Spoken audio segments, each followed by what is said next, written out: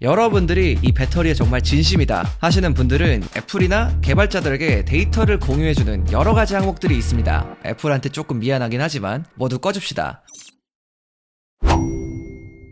안녕하세요, 별남입니다. 여러분들, 국내에 아이폰 15 시리즈가 출시한 지도 벌써 한 달이 다 되어 가는데요. 이제는 굉장히 많은 분들이 아이폰 15을 사용하고 있더라고요. 그래서 오늘은 배터리에 대해서 좀 알려드리려고 하는데요. 여러분들 아마 보셨을 거예요. 저희가 얼마 전에 그 배터리 테스트 영상 만들어서 올린 거. 굉장히 의외의 결과가 나왔는데 이게 궁금하신 분들은 이쪽을 눌러주시면 됩니다.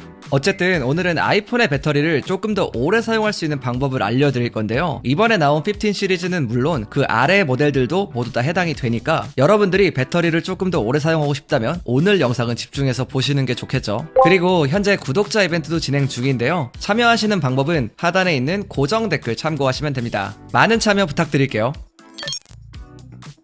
자, 먼저 첫 번째는 전체적인 배터리 설정을 해줄 건데요. 설정에서 배터리로 가주시고요. 배터리 잔량 표시, 이 토글을 켜주세요. 그러면 이제부터는 배터리의 잔량이 바로 보이게 됩니다. 원래는 이거를 켜도 숫자만 달라졌었는데 iOS 16.1부터는 이렇게 숫자도 바뀌면서 잔량에 따라서 같이 줄어들게 변했어요. 물론 이건 나온 지 좀 된 기능이라서 이제 대부분 다 아실 텐데 아직 모르시는 분들도 계실 것 같아서 이렇게 먼저 알려드렸고요. 이어서 배터리 성능 상태로 들어가면 여러가지 항목들이 보이는데요. 일단 새 제품을 구매하셨다면 배터리 성능이 100%가 나오는 게 맞습니다. 이게 아니라면 당장 교환 받으셔야 돼요. 그리고 이번 아이폰 15부터 새롭게 들어간 건데 설정에서 일반으로 가주시고요. 정보를 눌러서 맨 아래까지 가주시면 기존에는 없었던 배터리라는 항목이 새롭게 생겼습니다. 이게 상당히 신박한데 여기서 여러분들이 아이폰의 제조일 그리고 실제로 처음 사용한 날짜 거기에다가 사이클 수까지 확인할 수가 있습니다. 저는 이 설정 창을 딱 보고 처음에 딱 생각이 든 게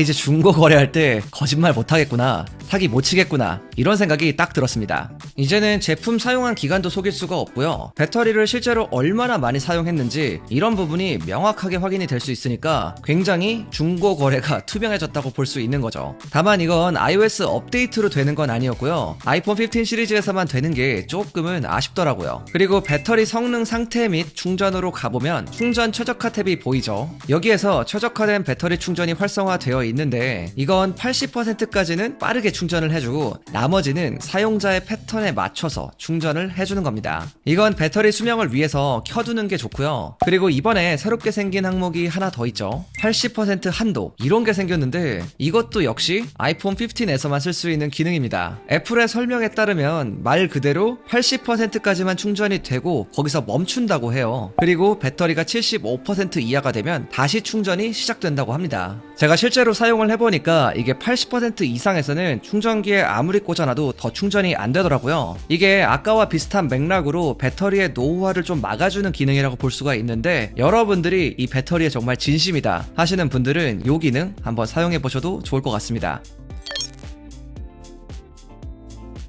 자, 여러분들도 잘 아시는 것처럼 이번 아이폰 15 시리즈부터는 USB-C 포트를 활용할 수 있게 되었습니다. 그래서 굉장히 다양한 액세서리를 활용할 수가 있게 되었는데요. 그런데 여러분들이 USB-C 포트를 활용해서 여러가지 기기들에 연결해서 사용을 한다면 배터리가 나도 모르게 상당히 소진될 수가 있습니다. 이게 무슨 말이냐면 설정에서 배터리로 가주시고요. 그리고 아래에 내려보면 USB-C 액세서리 이렇게 나와 있는 항목이 있죠. 제가 1시간에서 2시간 정도 SD카드 리더기를 아이폰에 연결해서 사용을 했거든요. 그랬더니 이렇게 배터리가 이것 때문에 소진이 이만큼 되었다, 이런 항목이 표시가 되어 있더라고요. 잠깐 사용하는 거야 뭐 상관없겠지만 이걸 무심코 꽂아두고 계속 아이폰을 사용한다면 평소보다 배터리가 더 빨리 달 수도 있는 거죠. 그래서 이런 USB-C 액세서리들은 사용이 끝났다면 꼭 빼고 사용하시는 걸 추천드릴게요.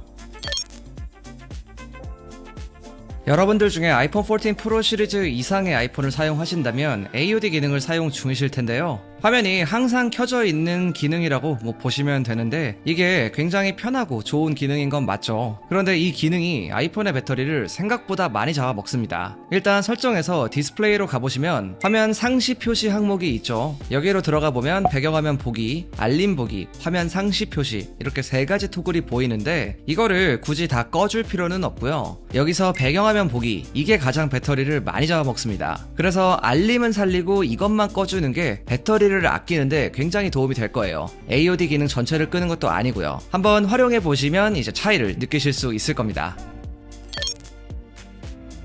아이폰에는 기본적으로 자동 밝기 설정이 되어 있는데요. 이게 알게 모르게 배터리에 은근히 도움이 됩니다. 사실 화면 밝기가 배터리를 가장 크게 잡아먹는 것들 중에 하나라고 볼 수 있거든요. 어쨌든 이 자동 밝기를 끄고 싶은 분들도 계실 거예요. 이거를 꺼줄 수 있는 방법은 먼저 설정으로 가주시고요. 손쉬운 사용에서 디스플레이 및 텍스트 크기 이 항목으로 가주시고요. 그러면 아래에 자동 밝기 토글이 있습니다. 이걸 꺼주시면 돼요. 그리고 여러분들 다크 모드 알고 계시죠? 최근에는 이게 근시를 유발한다 이런 말도 있긴 하지만 필요에 따라서 다크 모드를 적당하게 활용해주면 이것도 배터리에 큰 도움이 될 수 있어요. 최신 아이폰 같은 경우는 OLED를 사용하기 때문에 어두운 부분은 이 픽셀이 진짜로 다 꺼지는 거거든요. 그만큼 배터리를 세이브할 수 있기 때문에 저 같은 경우는 항상 다크 모드를 켜놓는 건 아니고요. 이렇게 라이트 모드와 다크 모드가 자동으로 바뀌게끔 요거를 설정해놓고 사용을 합니다. 이렇게 해놓으면 저녁 시간대는 다크 모드로 전환이 되고 낮 시간대에는 라이트 모드로 바뀌게 돼요. 이것도 꼭 한번 활용해보세요. 자, 여러분들도 잘 아시는 것처럼 이 리튬 배터리라는 거는 온도에 굉장히 취약한 편입니다. 그러니까 여러분들이 만약에 뜨거운 환경에 있어서 이 아이폰 같은 거를 오래 사용한다면 배터리 수명은 급격하게 떨어지게 되겠죠. 이게 단순히 배터리만 빨리 떨어뜨리는 게 아니라 배터리 자체 수명에도 굉장히 큰 영향을 주게 됩니다. 그래서 이런 뜨거운 환경은 최대한 피해 주시는 게 좋고요. 만약 여러분들이 이걸 현실적으로 피할 수 없다 이렇다면 쿨링팬을 이용하시는 것도 좋은 방법 중에 하나입니다. 현재 쿠팡에서 여러 가지 쿨링팬들을 판매 중인데요. 이런 제품을 활용하면 비단 열이 있는 환경에서 사용하시는 분들 뿐만 아니라 고사양 게임을 장시간 하시는 분들도 계시죠. 이런 분들한테도 큰 도움이 됩니다. 자, 이건 아이폰 14부터 들어갔던 기능이죠. 라이브 액티비티. 실시간으로 여러가지 현황들을 볼 수 있는 상당히 재미있는 기능인데 이것도 아이폰의 배터리를 소진시키는 기능 중에 하나입니다. 이것도 좀 설정해 줄 수가 있는데요. 여러분들이 사용하는 앱들 중에서 라이브 액티비티를 지원해주는 앱들, 그러니까 배민 또는 팀앱 이런 것들이겠죠. 설정해서 이렇게 팀앱으로 가보면 실시간 현황 이게 활성화가 되어 있죠. 여기서 여러분들이 원하면 꺼주시면 되고요. 이걸 일괄적으로 끄는 방법도 있는데 설정에서 페이스 아이디 및 암호로 가주시고요. 아래로 내려보면 실시간 현황 토글이 있습니다. 이걸 꺼주면 한 방에 다 꺼지게 되는 거예요. 사실 이걸 무조건 다 끌 필요는 없지만 배터리 사용 시간을 조금이라도 더 늘리고 싶다면 이걸 꺼보시는 것도 추천드립니다.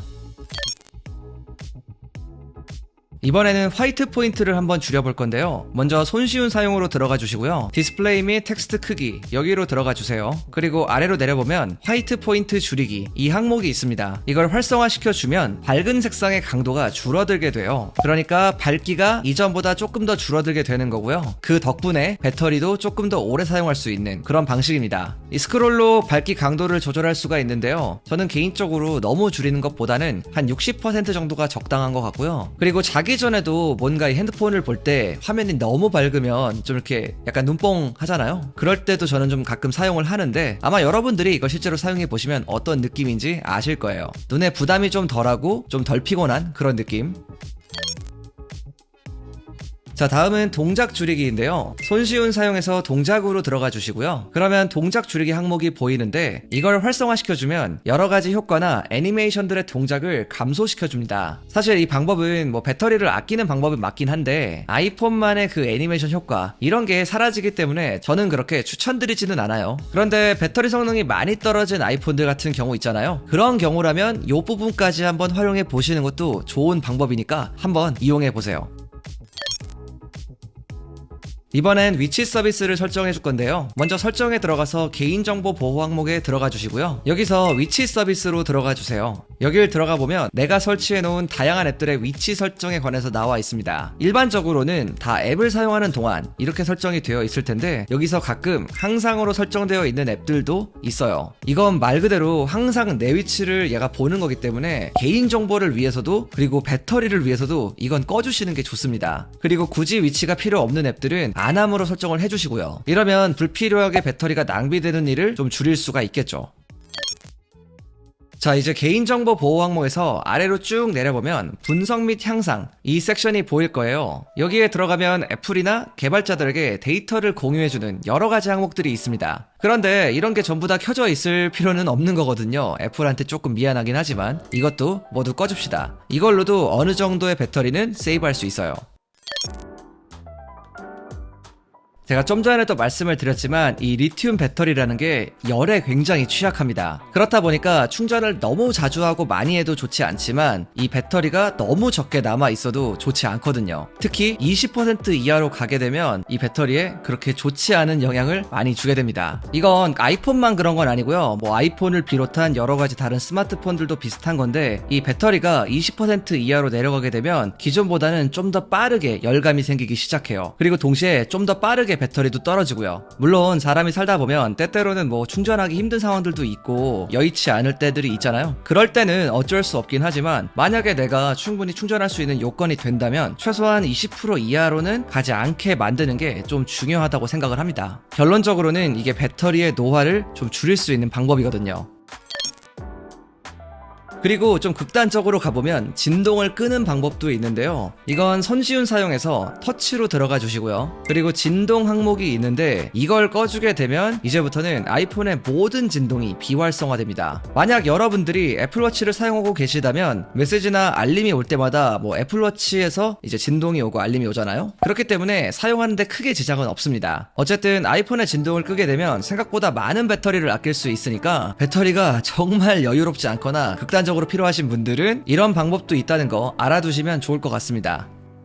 자, 오늘은 이렇게 아이폰의 배터리를 조금 더 길게 사용할 수 있는 여러 가지 꿀팁들을 좀 알아봤습니다. 여러분들이 아이폰을 잘 아시는 분들은 제가 오늘 말씀드리는 것 중에 뭐 많은 부분을 이미 알고 계실 수도 있지만 아이폰에 대해서 잘 모르셨던 분들은 아마 이번 영상이 좀 많은 도움이 됐을 것 같고요. 그리고 여러분들 궁금한 사항 있으면 아래 댓글 남겨주세요. 제가 오늘 준비한 영상은 여기까지고요. 지금까지 별남이었습니다. 빠이.